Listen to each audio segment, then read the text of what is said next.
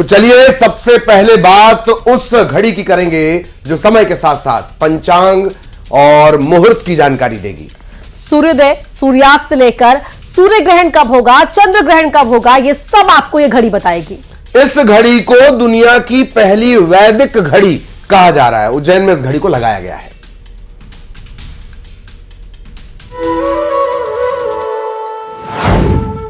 मुहूर्त पांचांग बताने वाली घड़ी।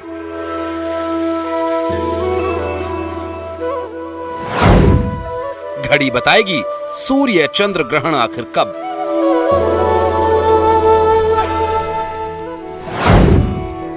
दुनिया की पहली वैदिक घड़ी।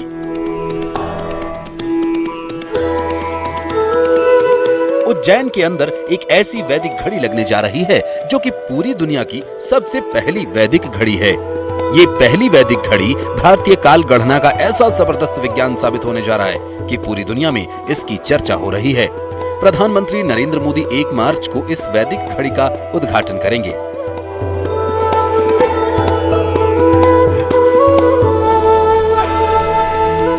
ये मध्य प्रदेश के मुख्यमंत्री डॉक्टर मोहन यादव का एक ऐसा सपना है जो उन्होंने उज्जैन विधायक रहते हुए देखा था। उच्च शिक्षा मंत्री रहते हुए इसकी नींव रखी थी और अब इसी सपने को मुख्यमंत्री रहते हुए पूरा करने जा रहे हैं। कला का प्रकट करेंगे। एक वैदिक घड़ी का भी हम लोकार्पण करने जा रहे हैं। वैदिक घड़ी वो जगह है, वो स्थान है जो कालगणना की उज्जैन की महत्ता को पुनर्स्थापित करेगी, जो अपने समय के साथ साथ शुद्ध मांगलिक समय भी बताएगी, मुहूर्त भी निकालेगी और सर्वाधिक शुद्ध समय की दुनिया में उज्जैन से अपनी पहचान भी बनाएगी। उज्जैन विक्रमादित्य की नगरी है और ये दुनिया की सबसे प्राचीनतम यानी सबसे पुराने शहरों में से एक मानी जाती है। वैदिक घड़ी को लगाने का उद्देश्य भारतीय काल गणना से पूरी दुनिया को परिचित करवाना है। अंतर्राष्ट्रीय स्तर पर एक बार फिर से उज्जैन की काल गणना को स्थापित करना है। भारत की पहली वैदिक घड़ी उज्जैन की प्राचीन वेधशाला में स्थापित होने जा रही है। हिंदू काल गणना करना और ग्रीनविच पद्धति की दोनों घड़ियों को यहाँ पर एक साथ देखा जा सकेगा। एप्लीकेशन के द्वारा अलग अलग लोकेशंस के सूर्योदय का समय, मुहूर्त काल, विक्रमी संवत कैलेंडर, राहु काल, शुभ मुहूर्त, पांचांग को भी यहाँ पर देखा जाएगा। वैदिक घड़ी है जी, जो 30 घंटे की रहेगी। सूर्योदय से सूर्योदय तक 30 घंटे की वैदिक घड़ी है, जिसका इंस्टॉलेशन किया है। और इसमें 48 जो हमारा इंडियन स्टैंडर्ड टाइम है उसके हिसाब से 48 मिनट का 1 घंटा है। ऐसे 30 घंटे हैं, उसमें मुहूर्त है, ये अलग अलग मुहूर्त दिखाएंगे। दरअसल आज नहीं बल्कि दुनिया की उत्पत्ति के समय से ही उज्जैन को काल गणना का एक बहुत बड़ा केंद्र माना जाता रहा है। उज्जैन धरती पर कर्क रेखा पर स्थित है। ये शहर कर्क रेखा के बीच में है। आज के उज्जैन में कर्क रेखा उज्जैन के डोंगला नामक जगह से होकर गुजरती है। ये काल गणना का शहर है, इसलिए यहाँ महाकाल स्वयं स्थापित हैं। अब उज्जैन का वैभव भी पूरी दुनिया देखने वाली है। उज्जैन से अजय पटवा, न्यूज़ 18। और अब आपको उज्जैन में लग रही इस वैदिक घड़ी की कुछ और विशेषताएं बता देते हैं। आखिर इस घड़ी में क्या क्या होगा जो इसे बाकी घड़ियों से अलग बना रहा है। तो 24 घंटों को 30 अलग अलग मुहूर्त में बांटा गया है। घड़ी में घंटे, मिनट और सेकंड वाली सुई सूर्योदय, सूर्यास्त के आधार पर समय की गणना बताएगी। इसके अलावा मुहूर्त गणना, पंचांग, मौसम से जुड़ी जानकारी, हर घंटे बाद बैकग्राउंड में एक नई तस्वीर भी दिखेगी। और साथ ही साथ क्योंकि देखिए यहाँ पर तकनीक से भी इसका समागम है, तो घड़ी से जुड़ा मोबाइल ऐप भी लॉन्च किया जाएगा। और मोबाइल और टीवी पर इसे सेट किया जा मोबाइल और टीवी सेट किया जा सकेगा, यह भी इसमें फैसिलिटी होगी। और अब सवाल आता है कि आखिर इस घड़ी को लगाने के लिए महाकाल की नगरी उज्जैन को ही क्यों चुना गया।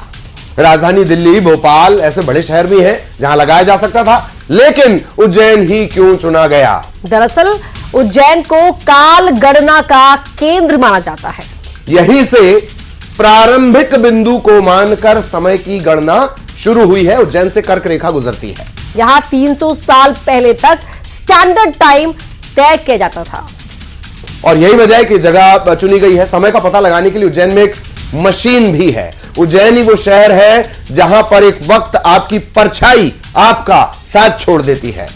तो इसीलिए उज्जैन को चुना गया ये दुनिया की पहली वैदिक घड़ी लगाने के लिए। अब बढ़ते हैं आगे। एक वक्त था जब लोग कहते थे कानून का डंडा सब पर चलेगा तो सुधार हो जाएगा, लेकिन अब पुलिस के हाथों में कानून का डंडा कम दिखता है। इसकी जगह मोबाइल फोन ने ले ली है। ये हाल सिर्फ पुलिस वालों का ही नहीं है, बल्कि कई दूसरे डिपार्टमेंट्स हैं, वो भी ऐसे ही चल रहे हैं। अस्पताल में नर्सेस काम कम कर रही हैं, रील ज्यादा बना रही हैं, सड़क पर पुलिस ड्यूटी कम कर रही है और फोन ज्यादा चला रही है। सवाल, अगर ऐसा ही हाल रहा तो ऐसा कैसे चलेगा? ऑपरेशन थिएटर बना रील्स का थिएटर। पुलिस के हाथ से गायब कानून का डंडा। पुलिस के हाथ में फोन, क्राइम पर पुलिस मौन। ऐसे कैसे चलेगा? सवाल तो पूछेंगे कि कैसे चलेगा ऐसे? क्या ऑपरेशन थिएटर रील्स बनाने के लिए है? क्या पुलिस की ड्यूटी फोन चलाने के लिए लगती है? क्या मरीज अस्पताल में रील्स देखने जाएंगे? और क्या आम जनता अपनी रक्षा खुद करेगी? जिस हाथ में कानून का डंडा होना चाहिए उस हाथ में मोबाइल फोन नजर आ रहा है। ये तस्वीरें छत्तीसगढ़ की हैं, जो कहती हैं अपराधी मस्त है, मरीज पस्त है और पुलिस नर्सेस फोन में व्यस्त हैं। ऐसे कैसे चलेगा? ये तस्वीरें रायपुर के सरकारी अस्पताल की हैं। इस अस्पताल की जहां मरीज अपनी जान बचाने पहुंचते हैं, लेकिन यहां उन्हें दवाई नहीं बल्कि रील्स बनाकर दी जाती हैं। मरीजों को डेंगू, चिकनगुनिया, मलेरिया या कोई और बीमारी हो तो नर्सेस को रील का बुखार चढ़ा है। ये अपना कामकाज छोड़ मरीजों का इलाज करने के बजाय ऑपरेशन थिएटर में रील्स बनाने में व्यस्त हैं। इलाज के लिए मरीज तड़पते रहे, लेकिन नर्सेस रील बनाने में व्यस्त रहीं। नर्सेस की रील का ये वीडियो सामने आने के बाद अस्पताल प्रशासन में हड़कंप मचा हुआ है। अस्पताल प्रबंधन ने तीनों नर्सेस को हटा दिया। मामले की जांच के आदेश दिए गए। राज्य के सबसे बड़े DKS शासकीय सुपर स्पेशलिटी हॉस्पिटल में ये रील्स बनाई गई।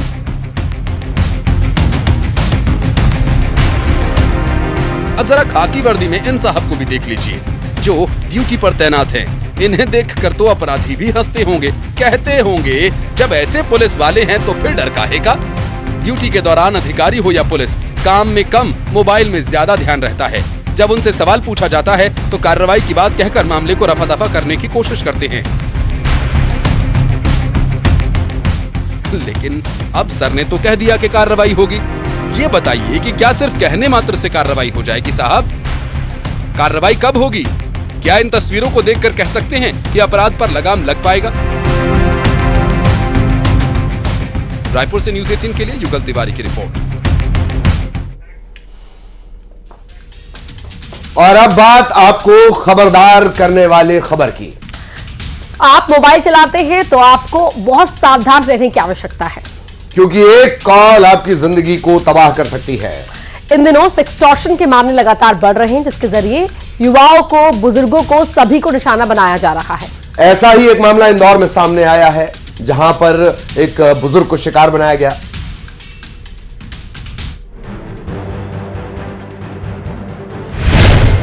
सावधान, मोबाइल है खतरनाक। एक वीडियो कॉल और सब कुछ खत्म। ये वीडियो कॉल और जिंदगी तबाह। पहले दिल लूटेगा और फिर रुपए। अगर आप मोबाइल चलाते हैं तो सावधान हो जाइए, क्योंकि आपके साथ कुछ गलत हो सकता है। ऐसा कुछ कि आपकी जिंदगी बर्बाद हो जाए, आप किसी से नजरें मिलाने के काबिल न रहें। जी हाँ, इन दिनों मोबाइल पर सेक्सटॉर्शन के मामले लगातार बढ़ते जा रहे हैं।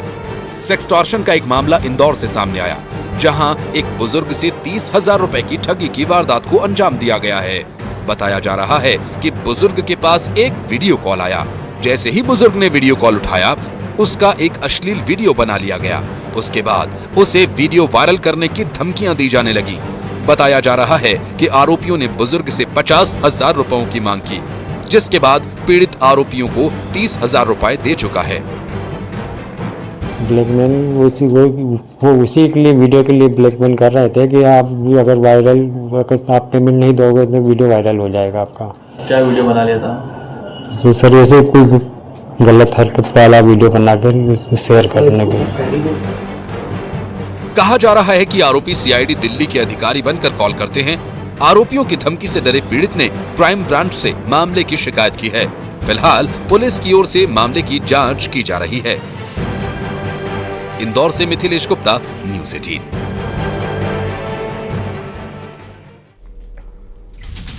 तो अगर आप सेक्सटॉर्शन का शिकार हो जाते हैं तो कतई घबराने की जरूरत नहीं, बल्कि जरूरत है कि आप हिम्मत रखें। आरोपी आपसे वीडियो वायरल करने की धमकी देंगे और बड़ी रकम वसूलने के लिए आपको ब्लैकमेल कर सकते हैं। तो ऐसे में आप कैसे खुद को बचाएं वो भी हम आपको बता रहे हैं। तो पहले तो घबराना नहीं है, पैनिक नहीं होना है, इसका सामना करना है। फौरन आपको जाना है पुलिस स्टेशन और शिकायत करनी है। शिकायत ऑनलाइन भी की जा सकती है। cybercrime.gov.in पर आप शिकायत कर सकते हैं। केवल सेफ वेबसाइट ही खोलें। हाँ, बिल्कुल ध्यान देना है कि इंटरनेट सर्फ करते वक्त आप कोई भी जरूरी जो गैर जरूरी वेबसाइट हो वो ना खोलें, और साथ ही जो अनजान नंबर से अगर आपको वीडियो कॉल आता है तो आपको सावधान रहना है। और अब बात एक ऐसी शादी की जो पूरे इलाके में चर्चा का विषय बनी हुई है। एक ऐसी जोड़ी जिसे देखकर हर कोई कह रहा है कि रब ने बना दी जोड़ी। आखिर क्यों इस शादी की चर्चा है, देखिए। हाथ लो ऊपर कर मनीष। पूरी हुई दिल की वो मुराद, दूल्हा दुल्हन बने मनीष रामेश्वरी। शादी में हाइट बनी रुकावट, मन मिले तो बन गए हमसफर। आखिर रब ने बना दी जोड़ी। एक ऐसी शादी जो चर्चा का विषय बनी हुई है और वजह है दूल्हा और दुल्हन। शादी को देख लोग कह रहे हैं रब ने बना दी जोड़ी। जी हां, ऐसा इसीलिए क्योंकि दूल्हा और दुल्हन की दोनों की ऊंचाई 2.5 फीट है। दोनों एक दूसरे के लिए परफेक्ट मैच हैं। ये शादी धमतरी जिले के गुंडरदेही ब्लॉक के सिरसिदा गांव में हुई, जहां दुल्हन रामेश्वरी ने मनीष के साथ जिंदगी की नई शुरुआत की। सामने आ गुड़िया। परिजनों का कहना है कि हाइट कम होने के कारण शादी में दिक्कतें आ रही थीं। कई रिश्ते आए लेकिन ऊंचाई की वजह से शादी नहीं हो पा रही थी। मनीष और रामेश्वरी दोनों की ऊंचाई बिल्कुल बराबर है और दोनों परफेक्ट मैच हैं। दोनों ने अपनी दिव्यांगता को नजरअंदाज कर नई जिंदगी की शुरुआत की है। 35 साल की उम्र में रामेश्वरी और मनीष ने 7 फेरे लिए। दोनों जिंदगी की नई शुरुआत कर चुके हैं और गांव में दोनों की ये शादी चर्चा का सबब बनी हुई है।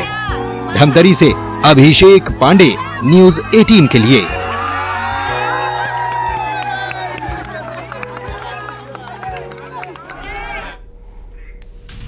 और यहां रुक रहे एक छोटे से ब्रेक के लिए।